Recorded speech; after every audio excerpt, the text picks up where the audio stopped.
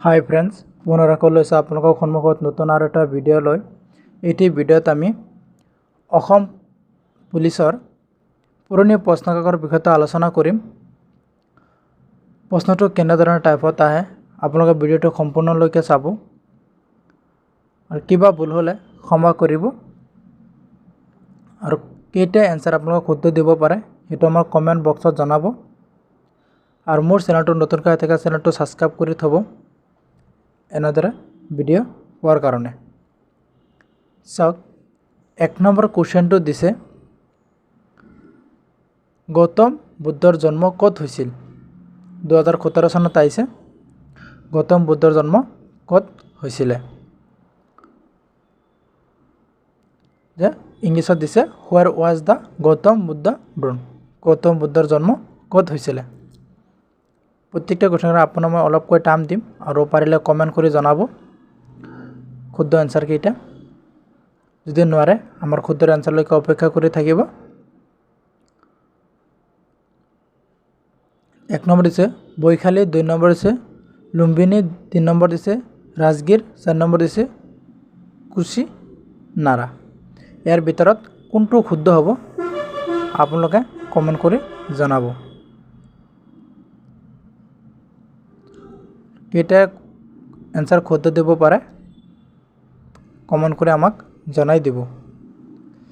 ইয়াৰ শুদ্ধ এনসাৰটো হ'ব বি লুম্বিনী।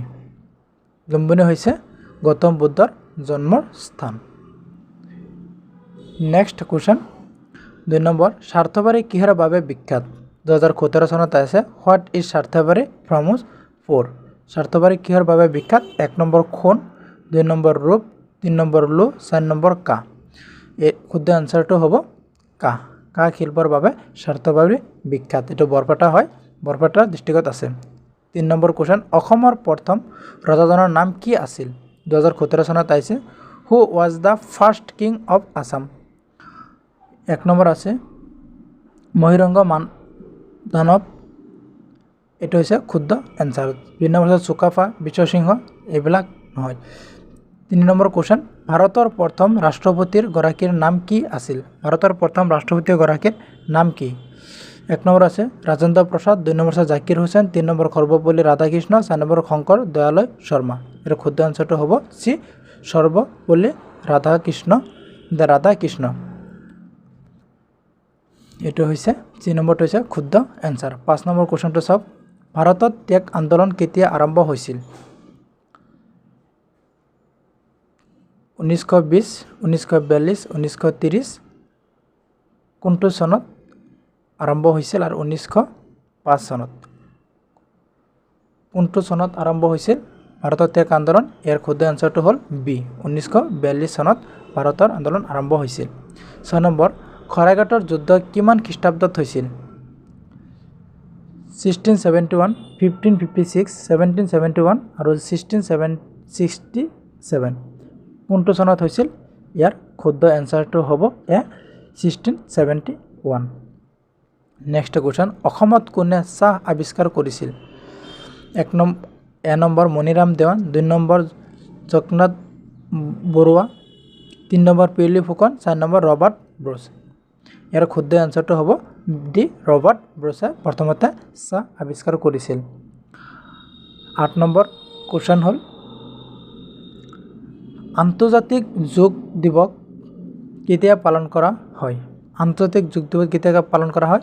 এ নম্বৰ আছে 8 মাৰ্চ, 12 জুন, 21 জুন, 12 ডিচেম্বৰ। ইয়াৰ শুদ্ধ এনসাৰটো হ'ব বি 12 জুন। 12 জুন তাৰিখে আন্তৰ্জাতিক পালন কৰা হয়।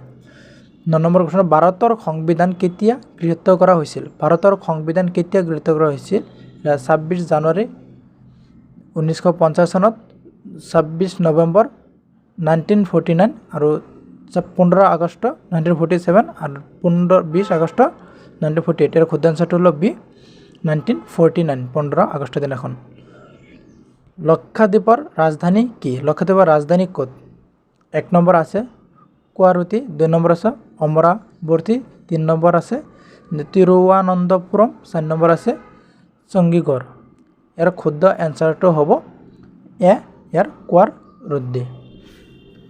নেক্সট কোশ্চেন 11 নম্বৰ কোশ্চেন বন্দে মাতৰম গীতটো কোনে ৰচনা কৰিছিল এক নম্বৰ বঙ্কিমচন্দ্ৰ ভট্টাচাৰ্য 2 নম্বৰ ৰবীন্দ্ৰনাথ ঠাকুৰ 3 নম্বৰ ইকবাল 4 নম্বৰ ডক্টৰ ভীমৰাম আম্বেদকাৰ কোনে কৰিছিল একদম সহজ কোশ্চেন হয় ইয়াৰ শুদ্ধ এনসাৰটো হ'ব এ বঙ্কিমচন্দ্ৰ ভট্টাচাৰ্য বন্দে মাতৰম ৰচনা কৰিছিল 12 নম্বৰ কোশ্চেন দিহিঙীয়া ৰজা বুলি কাক জনা যায় 2017 চনত আহিছিল দিহিঙীয়া ৰজা বুলি কাক জনা গৈছিল চুকাফা চুংমুং আৰু চুকাফা কোনটো কাক জনা গৈছিল ইয়াৰ শুদ্ধ এনসাৰটো হ'ব সি চুংমুং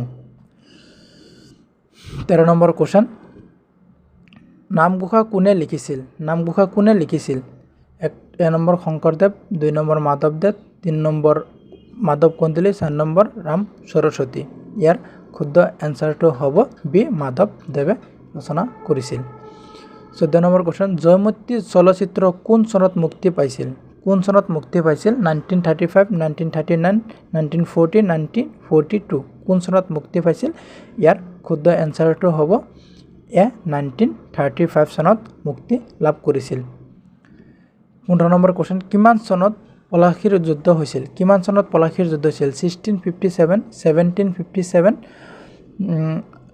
1656 আৰু 1764 কোনটো চনত পলাশীৰ যুদ্ধ হৈছিল ইয়াৰ শুদ্ধ এনসাৰটো হ'ব বি 1757ত পলাশীৰ যুদ্ধ হৈছিল 19 নম্বৰ কোশ্চেন প্ৰধানমন্ত্ৰীয়ে স্বচ্ছ ভাৰতত অভিযান কৰাৰ পৰা আৰম্ভ কৰিছিল ৰাজঘাট নতুন দিল্লী ভয়ানকগড় লাল কিল্লা কোনটো শুদ্ধ এনসাৰ হ'ব ইয়াৰ শুদ্ধ এনসাৰটো হ'ব এ ৰাজঘাট হৈছিল নেক্সট কোশ্চেন 2011 চনৰ লোকপিয়ৰ মতে অসমৰ মুঠ জনসংখ্যা কিমান আছিল এক number 3.15 crore 3 number 3.20 crore 3 number 3.25 crore আৰু 3 নম্বৰ 3.12 কৰোৰ ইয়াৰ শুদ্ধ এনসাৰটো হ'ব ডি অপশনটো হ'ব ডি 3.12 কৰোৰ 18 নম্বৰ কোশ্চেন প্ৰথম আহোম ৰজাজনৰ নাম কি আছিল ইংলিছতে দিয়া আছে বলে ইংলিছতে পঢ়ি ল'ব এ নম্বৰ আছে মহিৰংগ দাব 2 নম্বৰ আছে ৰুদ্ৰসিংহ 3 নম্বৰ চুকাফা 4 নম্বৰ চুহুংমুং ইয়াৰ শুদ্ধ এনসাৰটো হ'ব চি চুকাফা 19 নম্বৰ কোশ্চেন কোন চনত ৰবীন্দ্ৰনাথ ঠাকুৰে নোবেল পুৰস্কাৰ প্ৰদান কৰা হৈছিল কোন চনত হৈছিল এ নম্বৰ আছে 1930 বি নম্বৰ আছে 1999 3 নম্বৰ আছে 1954 4 নম্বৰ আছে 1932 ইয়াৰ শুদ্ধ এনসাৰটো হ'ব এ 1930 চনতে পাইছিল